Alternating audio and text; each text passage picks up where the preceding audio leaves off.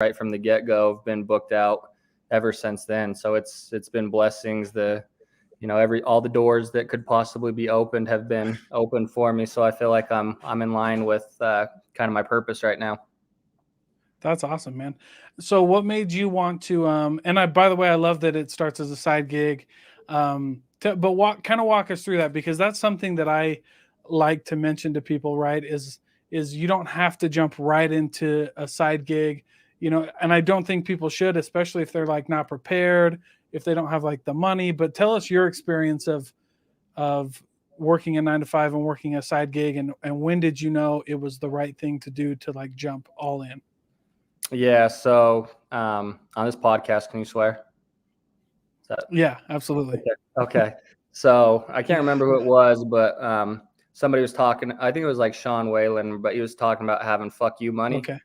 Yeah. And so once I started to build up that reserve to the point where I could leave my job and be, fine for 6 months, that's when I knew that I was basically at the point where I could, essentially dip out and find. I was struggling artist, had ball to dreams. That's what I do. So that's when I knew that's kind of the point that it was time for me to jump. And just consistently staying booked out months in advance and continuing to grow my social platforms. And then really when the virus happened and everybody started working from home, I could, continue to do social media while I was working my other job and kind of work different avenues. And so everything is just, it's worked out, perfectly, honestly. Yeah. And you cut out there a little bit at the beginning, but you were talking about just kind of building up those reserves Yep. from your first job and from the second job, and kind of making it all work out. I like that though. FU money. Yeah. It's a great Yeah. place to be if you can, you know what I mean? And that's what I think that I think that is probably one of the most important pieces of financial advice you could give somebody is like, just be like, always be, like, that's why I think it's always good. You can call it whatever you want too. FU money, you can call it a 6 month savings plan, Yep. right? Six Yep. months of living expenses, but you need to have something to where you can be like, look, man, I need to, and I heard it put really well one time, and I can't remember how they put it, but it was just like, I'm ready to quit money or something like that. Because even if Yep. you're in like a 9 to 5, right, you can get caught up in this, like, I have to stay at this job I hate because I don't, you know what I mean, because I'm kind of Oh yeah. trapped. And so that's great though, dude. I love that. And I love that you were able to work it out kind of methodically and really plan strategically with it. I wish that more people would do that. So how did you inevitably get into tattooing? Because sales to tattooing, I mean, I can see it, but some people might be wondering how that happened, bro. Yeah, it's bizarre, honestly. So I've been getting tattooed for a long time. I've built strong relationships with the artist, with who I'm working under now. So that bond was already there. But my wife, she started to tattoo before me, and so me and her have always done everything together. I started bodybuilding, and so she started doing shows with me. So we've done 8 shows together. So just naturally, anything that one of us does, we kind of do the other, or the other person Yeah. does it. So that's kind of Yeah. where it all began. And then I started working on my sleeve again, and I was going to originally work under another artist. Started showing him my work, and he's like, "Hey, if I knew you could draw, I'd get you in here." And for me, that was a green light. I didn't really even get permission. He just said I would get you in here. And so then I just started hanging out at the shop, and then kind of started tattooing fake skin. And we were talking about, try if I got some people in there, could I start tattooing? And he said, yeah. And then I'd kind of work at other people's stations, and then a girl left in December. And so naturally, like I fit. So it was like a month there without like a home. And then once she left, then I was in. Yeah, right on, man. So, and you mentioned that it was your tattoo, like you had just liked, and that was kind of it. That's how you kind of fell into tattooing. You're like, I like this. I know how to draw. I've So always loved art. I've always loved tattoos. And so I never even thought being a tattoo artist was a possibility. Like it was never like in my mind of like, oh yeah, you can be a tattoo artist for a job. Like, it was always like, go to college, Yeah, I mean, my parents were always very supportive, and they were supportive, sure. throughout the whole thing, but it was just never even on my mind of that's what I could do. Yeah, well, and kudos, by the way, like I feel like parents get a lot of crap for this idea of like going to college or like, really like pushing one kind of agenda. Um, but I like how you put it. I mean, maybe, you kind of put that intuitively, but what I got from when you were talking about that was the fact that like, parents just want what's best for their kids. And we're in this new age where like the world is changing. It's not the same as it was 15 years ago. And so, parents are just wanting what's best for their kids. Um, and so that's why they're going to push like maybe go to college or get like a really steady job or, and I put steady in air quotes because the pandemic, if it taught Right. us anything, it taught us that nobody's safe. Yep. You know what I'm Yep. saying? Nobody's safe. 100%. So, that's interesting. But so you get into tattooing, and you never thought that tattooing would be an option. What made it click for you? Like, oh, I could really do this and I could really make some money doing this. Honestly, I didn't really have a plan. I was just doing it. I was enjoying it. And then all of a sudden things started clicking and realized like, hey, this could actually be a profession. Um, so I mean, my wife was doing so much, and so I wanted to do some other things too. I didn't want to feel like I was being lazy. I mean, I was still doing great at my job, but I just felt like there was something more that I should be doing. And so then it was, figuring things out as I went. Oh, that's really cool. Okay. Right on, man. And now one of the things that we had talked about before this podcast, and one of the things that you wanted to talk about, uh, and something that I think that people really like to hear about is this idea of imposter syndrome. So Yep. why don't you walk us through why you wanted to talk about that and and what your thoughts are on that? Yeah, so I don't think there's anything that can put you in a more vulnerable place than having somebody trust you to put something on their body for the rest of their life. And actually, funny story. So, first week into tattooing, a girl wanted me to tattoo her face, and I'll probably get some hate for this. And I was like, I was gung ho and ready to do it, and then I kind of put some thought into it. As like, hey, even if you don't care how this looks, I care how this works. So at least give me 2 weeks.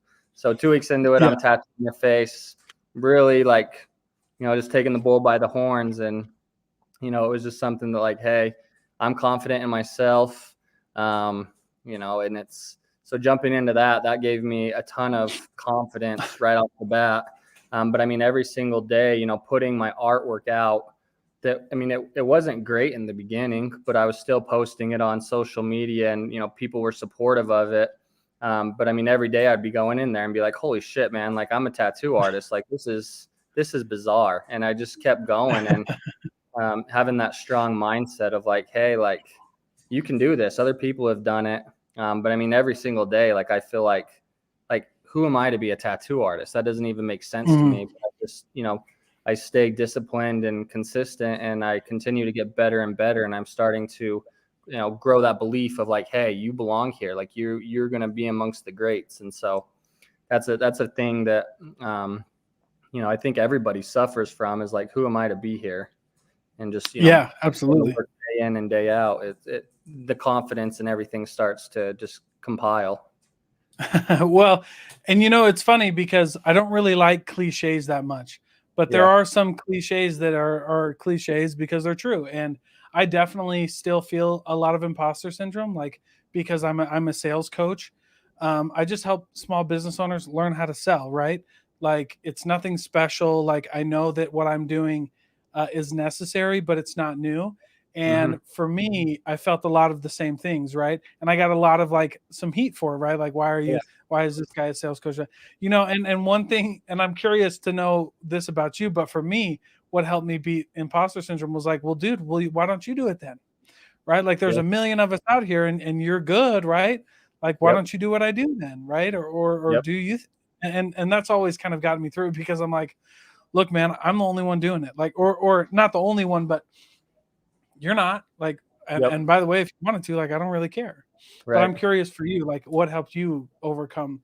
I mean, you mentioned taking the bull by the horns, and by the way, like giving a face tattoo, I could, even if I was a tattoo artist, I could never do that. I Yeah. would be so scared to do that. Yeah. But tell us like how you kept getting over that. I think it's just, habits and rituals, Oh, okay. going into it every single day. I mean, I would listen to Lose Yourself by Eminem every single day. And that would just, that would pump me up. And that would just continue to build the confidence in myself. I mean, every day, I mean, in the movie 8 Mile, Eminem's throwing up in the sink before he goes on stage. And I would feel like that. And it's just like, hey, like breathe, get through it.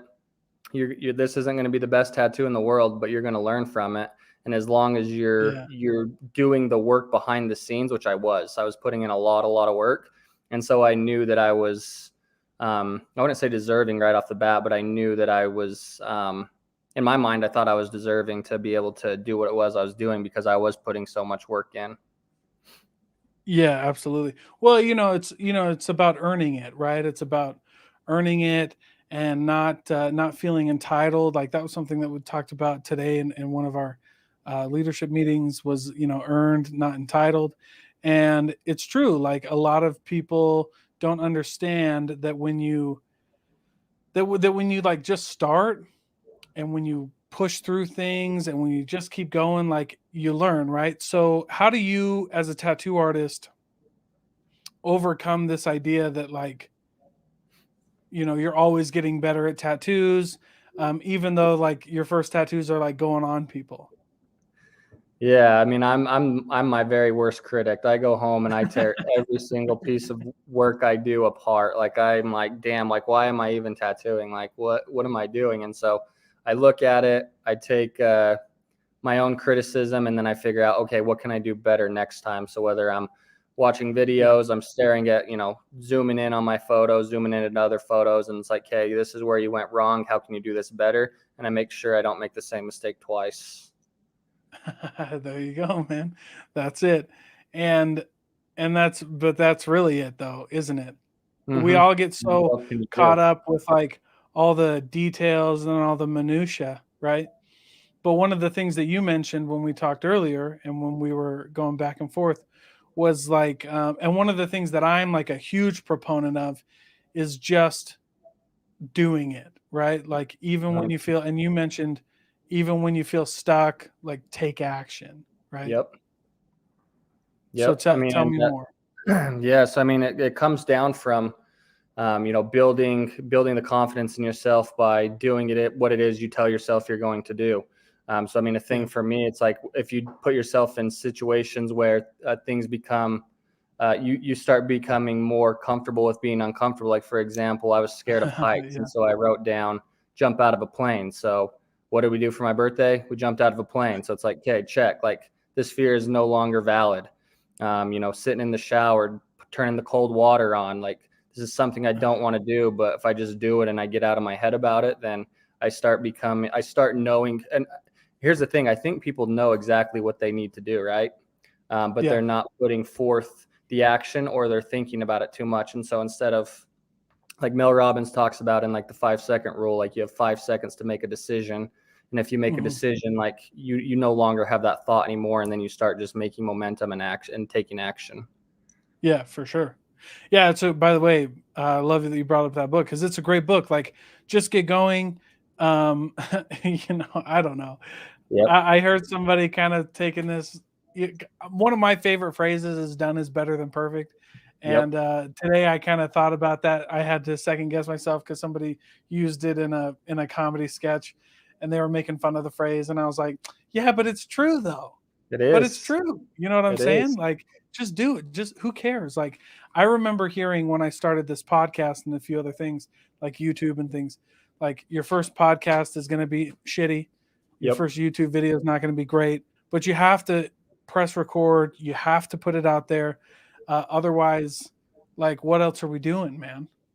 Yeah. And I mean, I actually put a post on this on my Instagram today where it's a quote from Will Smith, but he says, you learn in failure, fell fast, fell forward. Like there's no Yeah. other way to learn other than, if you don't fail, like, I mean, 50 Cent talks about that too. Like, count your L's, take your L's. Yeah. Yes, absolutely. I think that losing is, just as important as winning, for It's the real. only way you can learn. Well, and and here's another kind of like counterintuitive way of thinking about it, because I'm pretty stoic in the way that I think. Um, and that is, there's some people who will argue that failure and success don't exist. And especially like failure, because what did you really do when you failed, right? Like, Mm-hmm. again, I was talking about cliches earlier, like, um, you know, what does Pitbull say? I've seen a few videos of him going like, no, no losing, only learning. And it's kind of that idea that people that is brought up in some of these like deeper conversations about failure, is that like it doesn't really exist, because especially from like a stoic standpoint, you're exactly where you're supposed to be. And our kind of Western definition of failure is doing something that you weren't supposed to do, right? And the argument to that is, well, you were there, you were supposed to be there, you were supposed to learn those lessons, and you were supposed to really figure out, you were supposed to experience that. Right. And so that's always been an interesting thought for me. But tell me your kind of thoughts around fear and failure, like fearing to fail kind of stuff, man.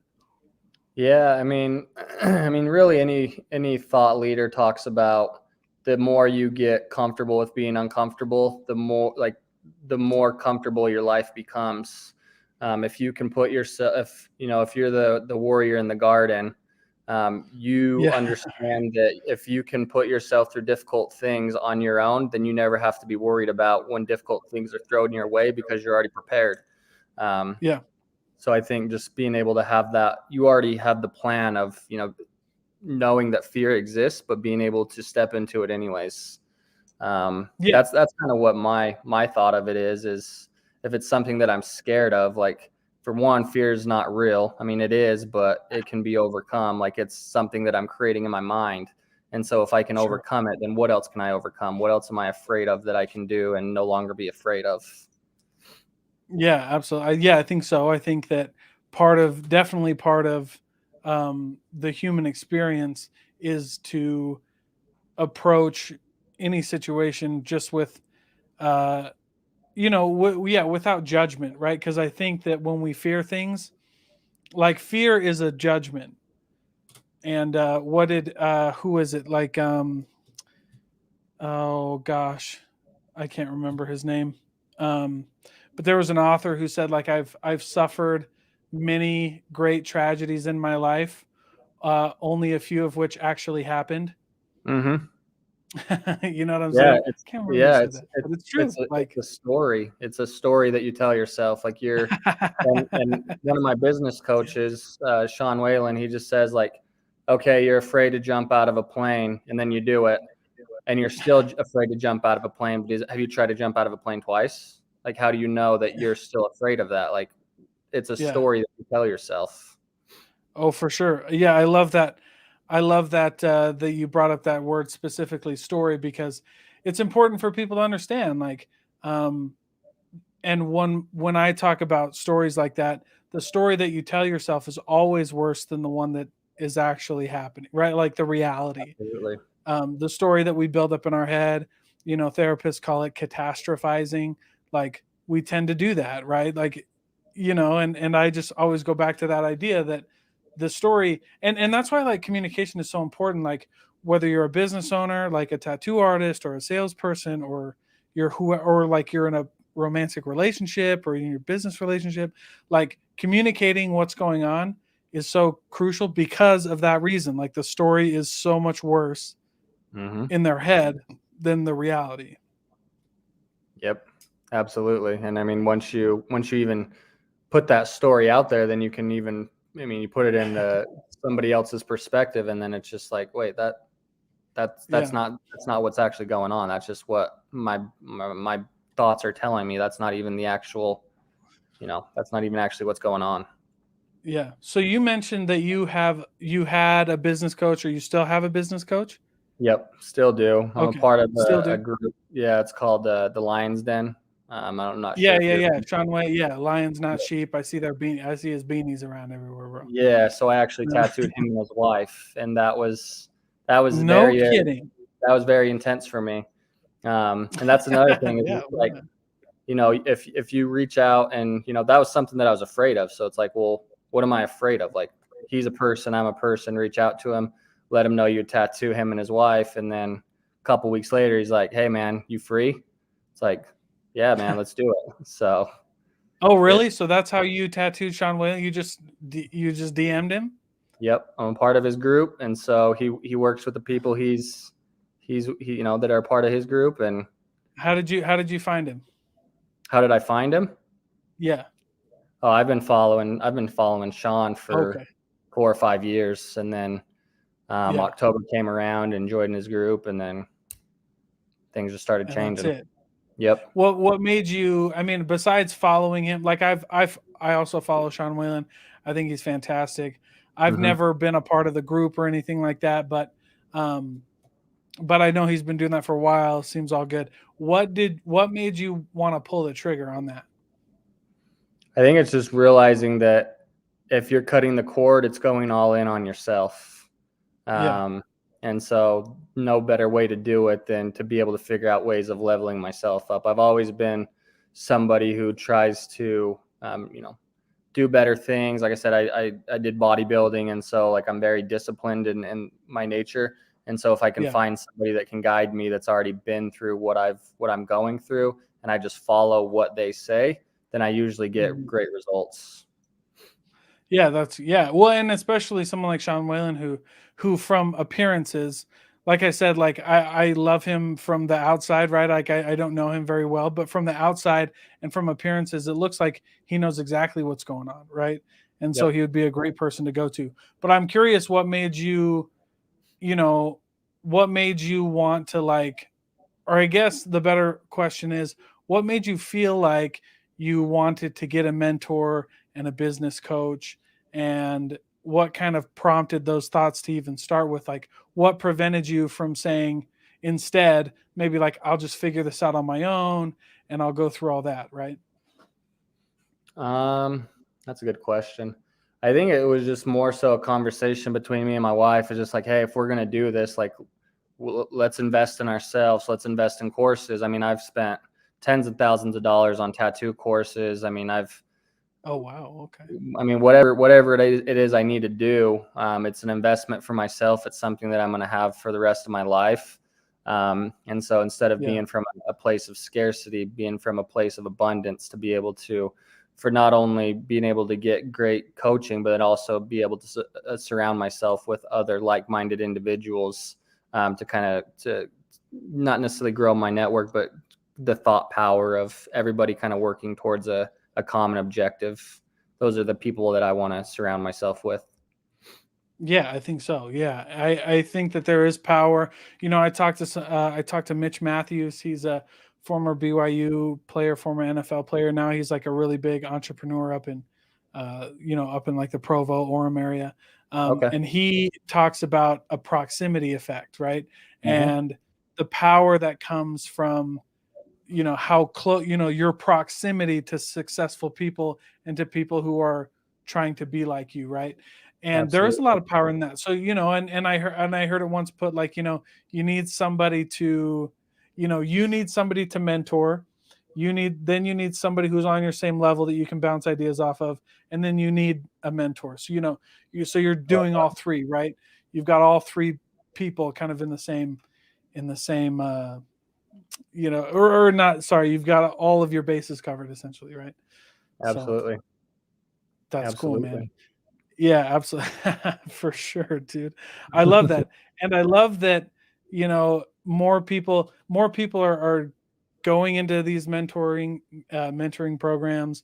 Um, and it's just great. So, kind of backing up and going a little deeper into your story, what made you want to go into sales and pursue that career in sales?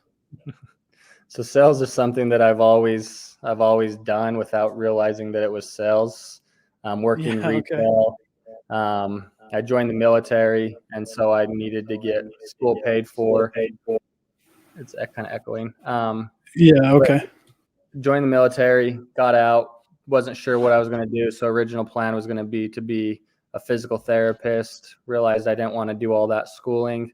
And so then I heard that there was a sales degree, and quite frankly, I was trying to find a degree that was easy. And so I've always done sales, and I started my own personal training business.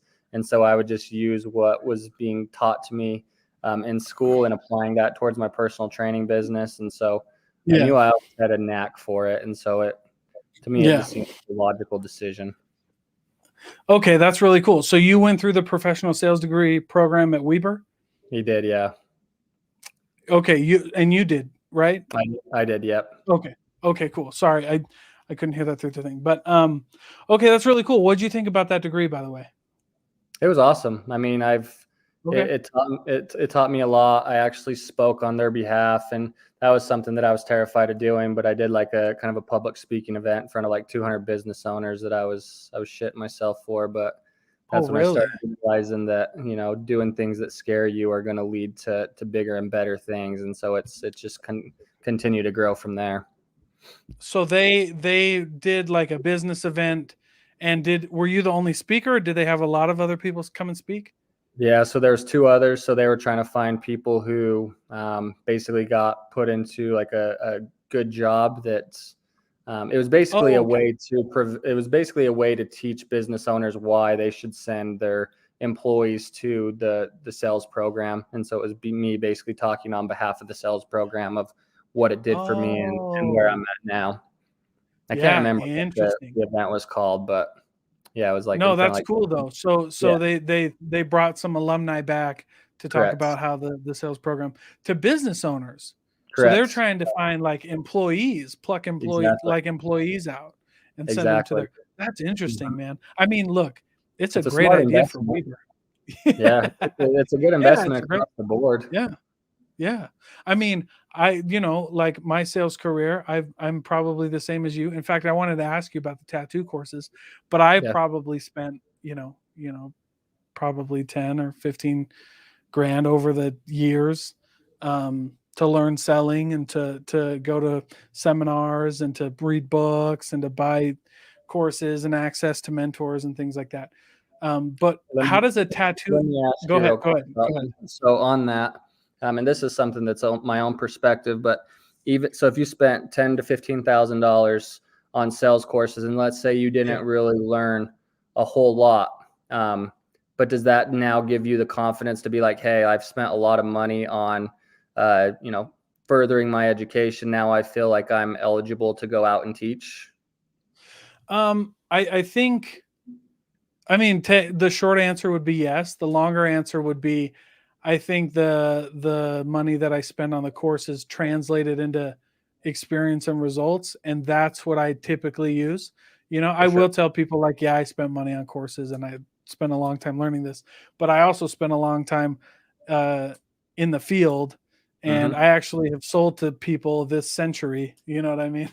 Right. So, but yeah, to answer your question, yeah. I mean, it does, because there's some credentials there, right? Like, okay, this guy spent money, he's done it. There must be something there, kind of thing, right? Well, and just the confidence you put in yourself to say like, hey, like I'm willing to do what it takes. You know what I mean? Right. And the confidence, to really do what it takes, like you said. And then I think just, also, I think sales is one of those things where there's a paradox, right? It's like not every salesperson is a good sales manager, but every sales manager must have been a good salesperson, right? There, yeah. Because like it's like, I mean, you were in sales, right? Like if this guy, if you're talking to this guy, and let's say he didn't necessarily sell maybe transportation technology like what you were selling, right? Yeah. But let's say he's like pretty good at selling and he knows what he's talking about at least. And you're like, okay, he's sold, so I can get something from this. I mean, if he has the transportation experience, even better. But you'd be like, all right, let's play ball, right? But if he or she's got no experience, right? Yeah, get out of here. You've never asked somebody for money.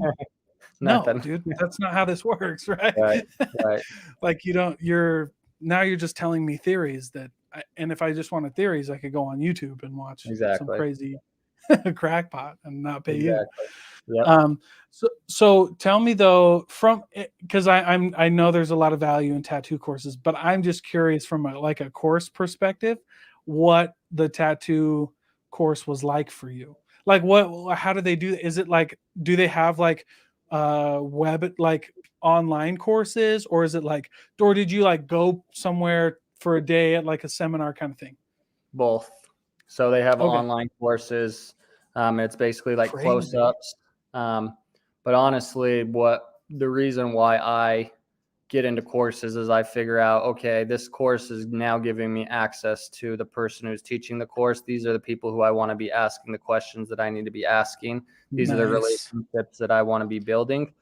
So if I can Yeah, surround myself with some of the best teachers, the best artists, yeah. then it puts me in a different league, and puts my thought perspectives. Because for me, when I feel like I know somebody or I feel like they're more relatable, then it's more tangible. Like to me, Sean Whalen was Yeah. like a figure in my mind. But now that I've met him, I'm like, okay, he's done these things, so I can do these things too. Like he's somebody that I've met and can ask questions to. So now he's a real person. He's not The Rock. Like The Rock to me, it's like, oh, don't put somebody on a pedestal. But it's like The Rock is like, he's next level Yeah, stuff. But he's a figment of our imagination.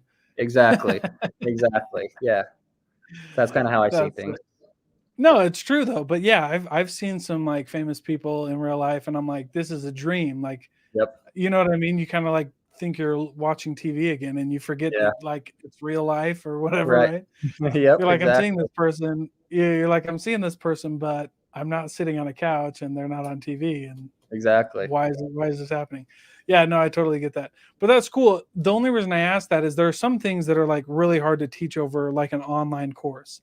But I really appreciate what you said about, it's not necessarily about the content of the course, you know, as much as what you were talking about, which is access to the teacher. Exactly. Was there always access to the instructor? Or did you I just like mean, find a way to get access to the instructor? the second part. So if somebody's paying for your services, and you know that they're paying for your services and they're letting you know how great your services are, you now know who that person is. And if they ask you a question, you're like, well, they're paying for, my coaching. They're asking me a question. Like, you're more Yeah, I likely to should be able answer. to answer them.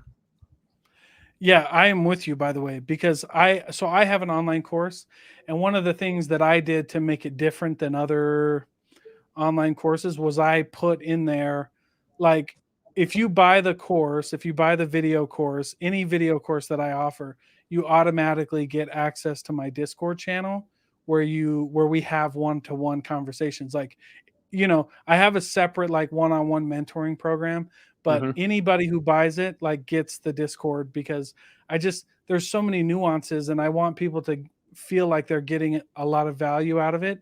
And if you get access to the instructor, that's the most value that you can give somebody, right? Right. And here's Yeah. something I want to ask you, being on the other end of that. How many people do you have that are actually taking advantage of that? Oh yeah, great question.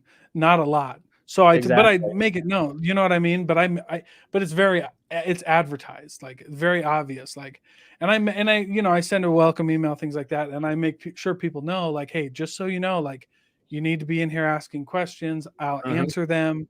You know what I mean? If you want to jump on a call within like, I can't jump on 4-hour calls, but if you want to hop on a quick 30-minute, 45-minute call and pick my brain, like, you paid for the course, like, that's what I need you to do to make sure you get this right. Um, because one of the things that I love talking about is the future of education, Hmm. and how rapidly it's going to change. Like, Oh yeah. so let me back up. You know what I'm saying? Like, I think that there needs to a lot of pillars that are currently in our society are going to have to fall before we can really disrupt education. But how long does that take? I don't really know. But once those fall, and they will eventually fall, like, education is going to be wide open, and it's going to be this. Oh yeah. You know what I mean? It's going to be people, paying way less for a college degree, real life mentors. I think there's going to be more apprenticeships, Oh yeah. more on the job training and stuff like that. Like, I'm from Iowa. Yeah. Like, I knew what OJT meant when I was 5, because everybody, if you were a farmer, like, you didn't go to college to be a farmer. You woke up at 4 o'clock in the morning and you met the farmer out on the field. You know what Yeah, I'm saying? you were doing the work.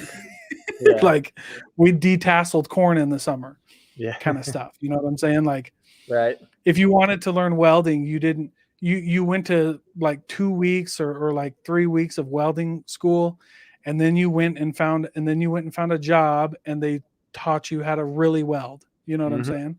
Oh yeah. So, and maybe welding school is longer than that. I don't know. I didn't go to Right. welding school. Right. But the thing I wanted to kind of point out about that question is how many people are taking advantage of it. It's a different mindset shift, right? Like, it's okay, am I just checking the box, or am I, as Seth Godin's book, The Linchpin, like, are you figuring out ways to, access different people, different questions? Like, going back to imposter syndrome, who the hell am I to tattoo Sean Whalen and his wife? Like, they could afford the top tattoo artist of all time, like, easily, no problem. And who am I to tattoo him? I don't know. Let's try it. Let's try it and see. Yeah, but that's kind of cool that he does that for his group. So he invests back into his people. That's great. What a great way to do that. Yeah, like I said, on the surface, and I'm sure it is. I'm sure it's all the way through. I just say that because, like, I've gotten in trouble sometimes. I'm like, that guy's great. They're like, you don't even know that guy. I'm like, okay, right. You're right. But I don't know if Sean's listening to this. I love anybody who tries to make other people better, and I love that, because the world needs more of that. Like, we got to stop like fighting each other, and we just got to start listening to each other and helping each other. Like there is an abundance mindset that comes with being any kind of like mentor or coach. Like, yeah, dude, learn how to sell. Like, you're not going to take anything away from me. Right. Exactly. Or, I don't care if there's 15 other tattoo artists. Like, you're not going to take anything away from me. Right. No, absolutely not. There's way more people that could use a service than not. Right. Yeah, dude, I actually got my first tattoo. Well, I started my half sleeve in 2020 and finished my half sleeve last year. I hope eventually to get it all done. Yeah. To finish the sleeve, but the guys that I go to, my artist who started it is booked out forever, man. Those guys are crazy, but dude. Yeah, it's amazing. It's unreal to me how far you guys get booked out, by the way. Well, I could legit probably be like booked out, like, easily 6 months in advance. But that's a lot of just uncertainty. Me and my wife like to travel a lot. And so, we'll only book out a few months at a time and then just cut it off. But I also feel like that's also kind of an abundance thing, meaning like, oh, if I don't get this person right now, they're gone forever and they're going to go to somebody else. And I feel like that's more of a scarcity thing rather than an abundance thing. Just know, like, hey, like, I'm going to only have my books open once a month. And if you choose to go somewhere else, that's fine. But I know that, I'm going to fill my books every single month without, having any worry. Oh, and what a great sales. That's one of my favorite ways to like approach selling too, is like, look, you can do it or you cannot. It's going to get done either way. If you want to, sweet. If not, no worries. Right. There's a lot of, like, it's a counterintuitive approach because people like that. Yeah. They're like, oh, okay, well, if this guy's selling out every month, he must not be that bad, right? Right. Not saying that you're bad, but that's what's going on in people's heads, right? For sure. Is like kind of that you sell with like that scarcity. Like, there's not a lot of, that's why you can charge so much for, these Rolex watches or something like that. Because everybody's got one, but also nobody has one. Yes, exactly. Exactly. Yeah. That's It's cool, just a man. it's just a different mindset shift is really all it is. I agree. I agree with you. I think that's really cool. So, well, before we wrap this up, I don't want to take your whole night, but I really appreciate the time that you have given Yeah. so Thank you, far. man. Thank you. Where can people find you if they want a tattoo? If they want to pick your brain, where can they go to get a hold of you, man? Yeah, so I have a few. I mean, I have inked_era on Instagram. That's where I'm most active. And then just recently, I got more involved on TikTok, which is just Okay. inked era. And so that's a big thing that's going on right now. So I'm a lot more active on there. And then Facebook, I Yeah. just post different like motivational stuff, and that's just my name, Spencer Rogich. Okay. Right on, man. Well, hey, I appreciate you coming on. It's been a real pleasure, and thank you so much, man. Cool. Thanks, bro. I appreciate you